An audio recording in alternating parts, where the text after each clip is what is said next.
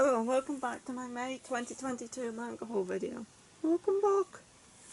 And today I'm going to be hauling 18 volumes, which is slightly lower than my usual average of about 20, but not by that much. No.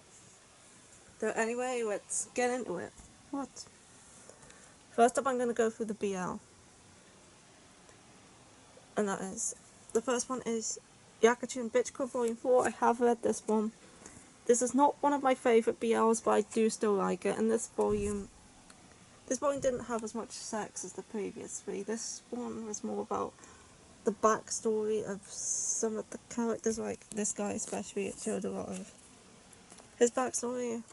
I cannot remember his name, which is not unusual. But yeah, here's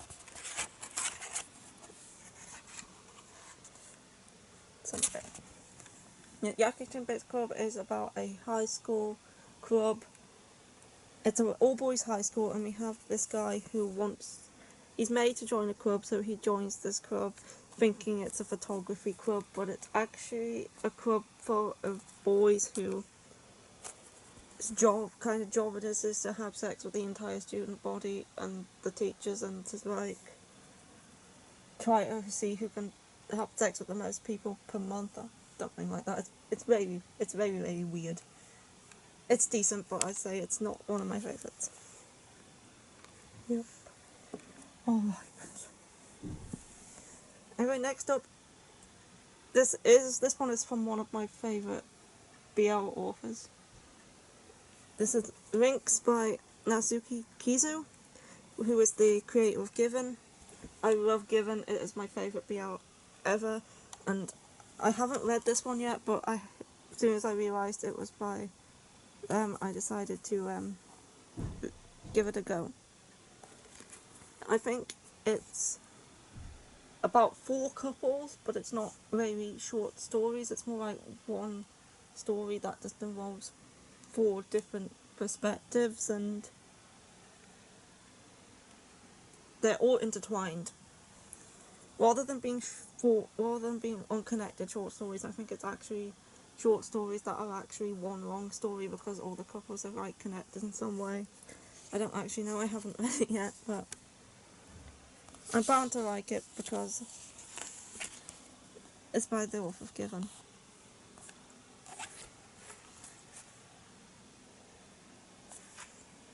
And yes, it definitely looks like Given. I mean, this guy looks a lot like Umiyama, as like an older Umiyama. Yeah, I'm definitely going to be looking forward to this one.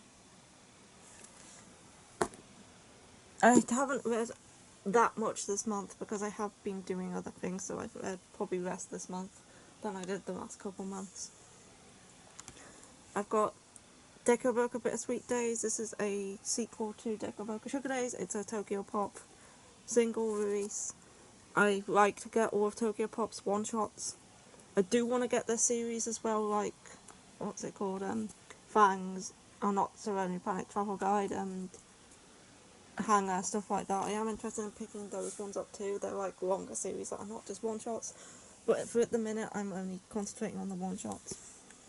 Though I haven't read this one yet. I thought the first volume was decent. It's probably one of my least favourite of Tokyo Pop's releases, but I still enjoyed it, and I probably think similar thoughts on this one too. I'll probably enjoy it, but it won't be a favourite.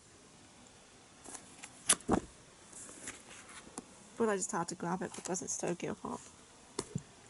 This one I'm really looking forward to though. This is Yagi the Bookshop Goat, and this one looks really goat. This one looks really good. It's about a goat man who works in a bookstore run by a wolf man, and he can't help himself but eat the books, and when he eats the books I think he gains feelings from them or something, and this guy really likes him, and it looks like it'll be cute. Let me just find a page that doesn't have a heavily censored penis on it, like the last one did. And I'm really looking forward to this one. And the next one is the last of the BLs for now. There was another one down the bottom. That's Sasaki Minor Volume 5. I had read this one. Sasaki and Mino is very sweet as ever. It's one of the most innocent BLs around. So, yeah, Sasaki and Mino is good. I haven't watched the anime yet. I can't seem to find it on Crunchyroll. I don't know if they've actually transferred it over yet. But yeah. Sasaki and Mino is good. It's a high school BL about a boy who loves BL, and Sasaki becomes interested in him and starts reading his BLs and stuff, and then starts to like him, but Mino's unsure about how he feels about him yet. It's good. If you want something very sweet and innocent. Okay, next up, I have Love of Kill Volume 7, and I just finished the anime for this one like 2 days ago. It was very good. This is a Josei series about 2 assassins. We have Chateau, who I can remember her name because I watched the anime recently. So we have Chateau, and then we have Rienha, and they're both assassins, and he keeps like killing her targets and stuff, and she's wondering why he's so insistent on doing that and why he's so interested in her. And yeah, it's good. It's like a very actiony, dark Josei. And this volume is a continuation of the backstory, which I found to be very good. Next up is Snow White with the Red Hair, Volume 18. I also read this one. This is the conclusion to the arc in the previous 2 volumes. So yeah, that arc's done now. This is going on to a new arc now where Zen and Shirayuki are reunited, and they're going to be going to do some stuff together, along with Obi too. Yeah, that's Snow White with the Red Hair Volume 18. Next I have Love Sakari Volume 3. I continue to love this series. This is probably one of my favourite new shoujos of this year so far. I know there's a couple more coming out later in the year, but I really enjoy this one. This one's about Eri, and Eri has this Twitter account where she posts like fantasies about this popular boy in her school, where she's kind of a bit of a nobody, like she's very forgettable. Her classmates just keep forgetting her name or that she even exists, so she believes that she has no chance of getting with a real boy, so she writes fantasies about them on her Twitter account and like posts them. But then this boy finds out about this Twitter account, and he's surprisingly okay with it, and he turns out to not be the kind, gentle prince that the rest of the school thinks he is. But yeah, it is very good. Eri's such a fun character. I really like her. She's a bit of a pervert, and I really like her Twitter fantasies and stuff. They're always fun. Yeah, I do like this one a lot. Next, I haven't read this one yet, which is The King's Beast Volume 6, and again, I love The King's Beast. It's a fantasy shoujo. I tend to really like fantasy shoujos. And this one's the same world of Dawn of the Arcana, which is a series that I absolutely adore. I love Dawn of the Arcana so much. And I'm really enjoying this one too. And I'm looking forward to reading this volume. But I'm still reading using a random number generator to mix things up a bit, because I found that I was reading the stuff I was most excited for first, and reading the stuff I was least excited for to last. So I decided by using this random number generator I can mix it up a bit and like read some at the beginning and some at the end and like stuff like that. So this one hasn't actually come up yet. I've actually landed on Death Note for tomorrow, so that's what I'll be reading tomorrow. I try to read 1 volume a day. It doesn't always happen.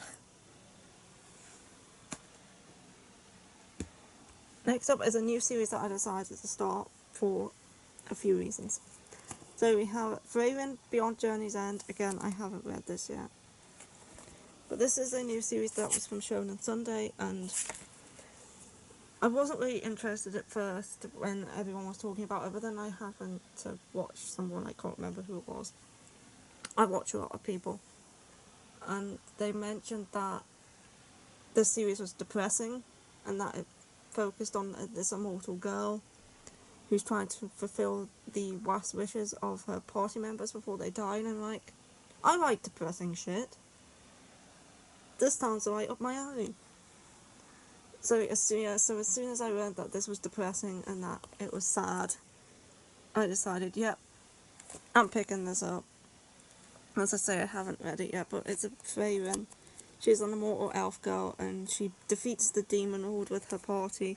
But then obviously her party's aging, they're getting old now. One of them dies, and it's at his funeral that she realises her immortality and how she's going to outlive basically everyone she meets. So she makes it her mission to fulfill their last wishes.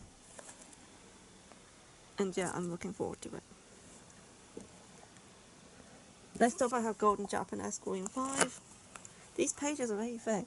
I found that volumes 1, 2 and 3, the pages seemed like normal, but 4 and 5, the pages have been very thick and extra white. Did like 7 Seas up their page quality for this series or something, because they're super white in these latest 2 volumes. Anyway, Golden Japanesque is a historical romance shoujo series about a girl who, she kind of stands out and is picked on for having blonde hair and blue eyes because her father is Western and her mother's Japanese. And back in this day and age, I don't know what the Taisho era, I think it is. No, is it? I think so. Back in this era of Japan, there wasn't a lot of Westerns around, so anyone who didn't have the typical appearance like stood out and was kind of picked on.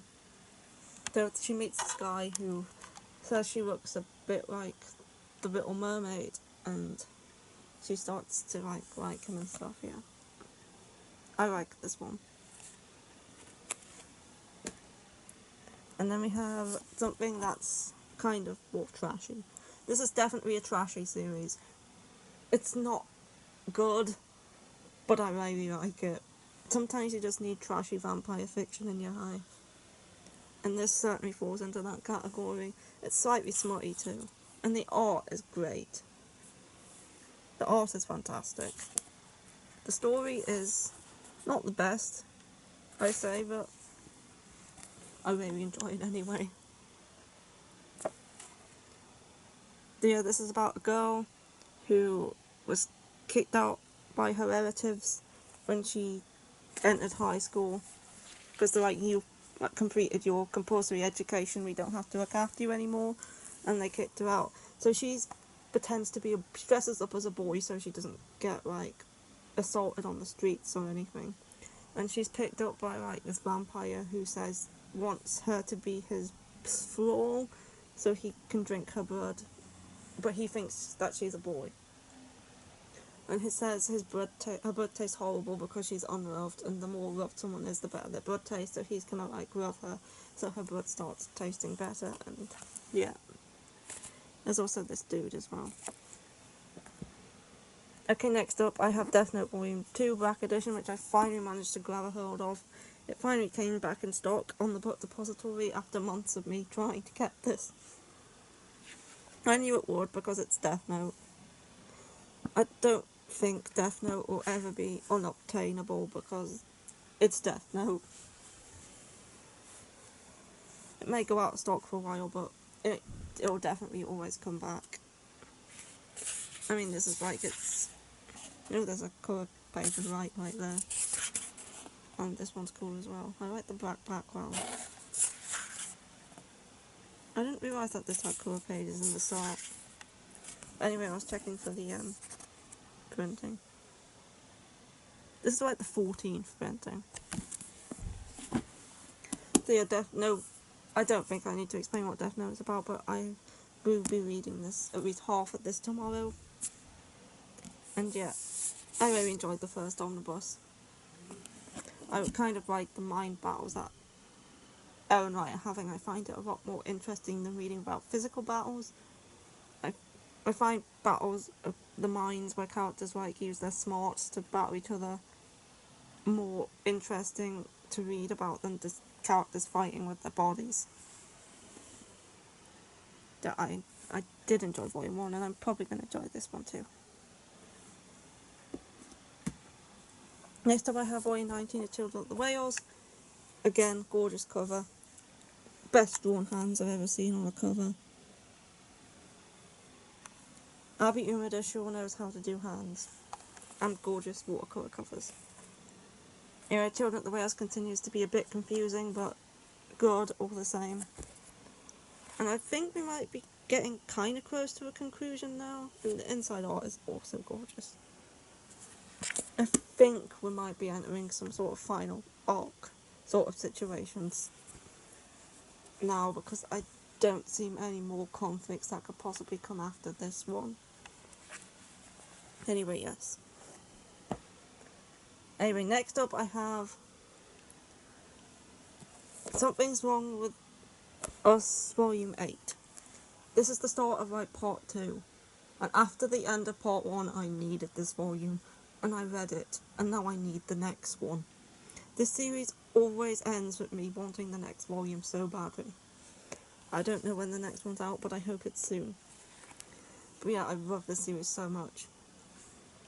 It's a kind of like a thriller sort of romance series where we have Tsubaki and Nao, and Nao's mother was accused of murdering Tsubaki's father when she was a child, but Nao knows that she's innocent, and years later, I think she's in her early 20s now, she gets a letter from her mother saying that she was innocent, and she decides to go to Tsubaki's sweet shop called, I can't remember, it's a long name, and start working there and marry Tsubaki in order to get to the truth of what actually happened like those 15 years ago when her mother was accused. And I find it to be so good.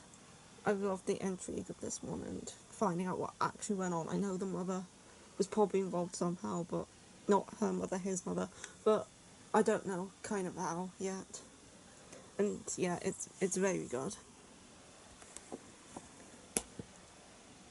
Next up I have one called My Brain is Different Stories of ADHD and Other Developmental Disorders. This is a biographical manga about people who have developmental disorders. The author is Monzuzu, and her story is the first one in here, but then the other stories are from people who have written in and sent the stories to her so she could write them into manga format. And I found this to be very interesting. As someone who has autism myself, it was definitely a good read. I highly recommend it. And next on is Made in Abyss.